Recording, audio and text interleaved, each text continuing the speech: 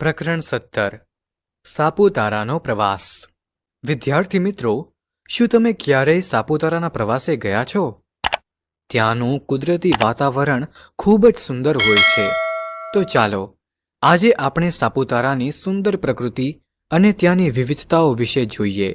દિવાળીની રજાઓ હતી એટલે અમે સાપુતારાનો પ્રવાસ ગોઠવ્યો હતો. સુરતથી વહેલી પરોઢે બસમાં અમે નીકળી પડ્યા. સવાર થયું ને વઘઈ આવ્યું. હવે અમે ડાંગ જિલ્લામાં દાખલ થઈ ચૂક્યા હતા. ડાંગમાં ડુંગરોની હારો છે ને મોટો ભાગ જંગલોથી ભરેલો છે. એમાંના એક ડુંગર ઉપર સાપુતારાનું હવા ખાવાનું સ્થળ આવેલું છે. અમારે ત્યાં જવાનું હતું. પહેલાં અમે વઘઈ ઉતર્યા. ગામમાં બધે આદિવાસી લોકોની જ વસ્તી જણાઈ. તેઓ ડાંગી નામે ઓળખાય છે.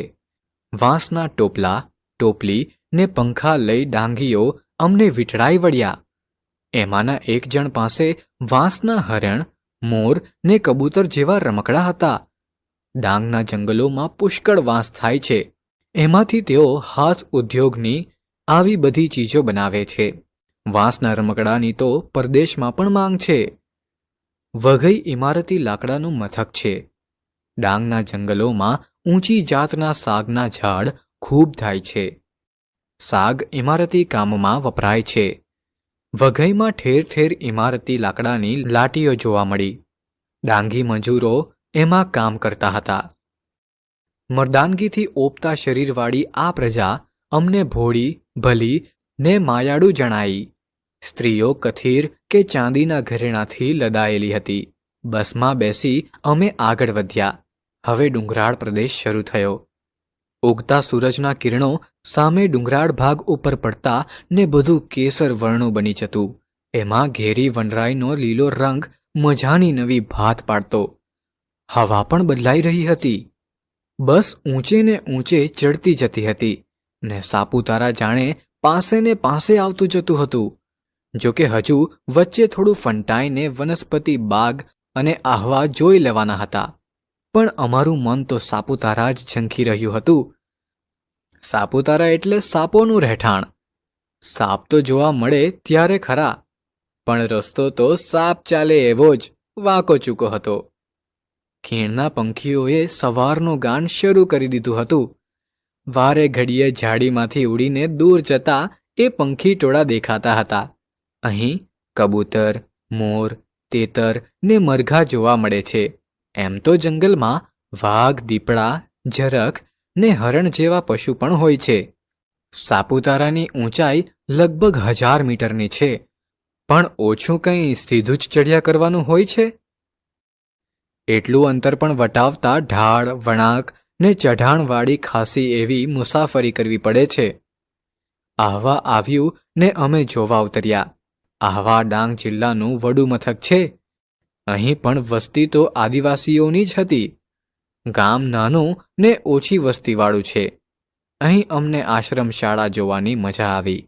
ડાંગી છોકરા છોકરીઓ એમાં અભ્યાસ કરી રહ્યા છે. આહવા જોઈ ફરી પાછા અમે બસમાં ગોઠવાયા. બસ સાપુતારાના રસ્તે ચાલવા લાગી. રસ્તાની બંને બાજુ સાગના પાતળા ઊંચા ઝાડ અને ઝરણા પાસે ઉગેલા વાંસ દેખાતા હતા. થોડી વારમાં ડુંગરાળ ઊંચા ભાગ ઉપર થોડા મકાનો નજરે પડ્યા. એ જ સાપુતારા. હવા ખાવા કે ફરવા આવનાર લોકોને રહેવાના, જમવાના અને હરવા ફરવા માટેના મકાનો છે. બસ મથક આવી ગયું ને સામાન સાથે અમે હેઠે ઉતર્યા. 2 ટેકરીઓ એકમેકને મળતી હતી. તેમની વચ્ચેનો વિશાળ હરિયાળો પ્રદેશ એટલે ગુજરાતભરનું આ હવા ખાવાનું મુખ્ય મથક છે. પ્રવાસી બંગલામાં અમે ગોઠવાયા. ત્યાંના જ ભોજન ગૃહમાં ભોજન પતાવ્યું. થોડો આરામ કરી ફરવા નીકળ્યા. ઉગતા આથમતા સૂરજને માણવાની, બોલાયેલા બોલનો પડઘો ઝીલવાની ને ઊંચી અગાશીએ બેસી નીચે ખીણના ઉભરાતા સૌંદર્યને જોવાની એવી કેટલીક જગ્યાઓ અહીં બનાવવામાં આવી છે. સર્પગંગા નદીને કાંઠે પથ્થરની સાપની મૂર્તિ છે. આ સાપુતારાની મૂળ જગ્યાની નિશાની છે. ડાંગી લોકો હોળી અને વાઘબારસના રોજ આવીને પૂજા કરી જાય છે. સર્પગંગા નદી પર બંધ બાંધી હવે એક વિશાળ સરોવર બનાવવામાં આવ્યું છે. એમાં નૌકા વિહારની સગવડ છે. અમે એનો લાભ લીધો. અમે બાગમાં ફર્યા, સંગ્રહ સ્થાન જોયું, મધમાખી ઉછેર કેન્દ્રમાંથી મધ લીધું. પછી એક ટેકરી ઉપર ચઢીને આથમતા સૂરજની સુંદરતા નિરખવાનો લહાવો લીધો. રાતના અમને ડાંગી લોકોનું સમૂહ નૃત્ય બતાવવામાં આવ્યું. ભારે મજા આવી. અમે સૂવા જતા પહેલા નીચે ખીણ તરફ નજર નાખી તો જાદુઈ દેખાવ જેવું જણાયું. ડાંગીઓના છૂટાછવાયા ઝૂંપડામાં ટમકતા ફાનસના રંગીન અજવાળા આકાશના તારા ખીણમાં નીચે ઉતર્યા હોય એવો દેખાવ જમાવતા હતા. અમે સાપુતારા થોડા વખત માટે જ આવ્યા હતા, પણ આવ્યા પછી લાગ્યું કે આવી જગ્યાએ વધારે નિરાંત લઈને આવવું જોઈએ.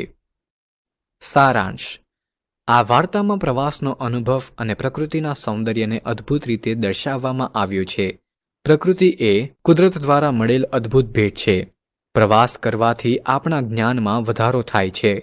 વિવિધ વિસ્તારમાં રહેતા લોકોનું જીવન, રિવાજ, સંસ્કૃતિ, પરંપરા અલગ અલગ હોય છે. પહાડી વિસ્તારમાં રહેતા લોકોનું જીવન ખૂબ જ મુશ્કેલીભર્યું હોય છે. જંગલની પેદાશ જ તેમની આવકનું મુખ્ય સ્ત્રોત હોય છે.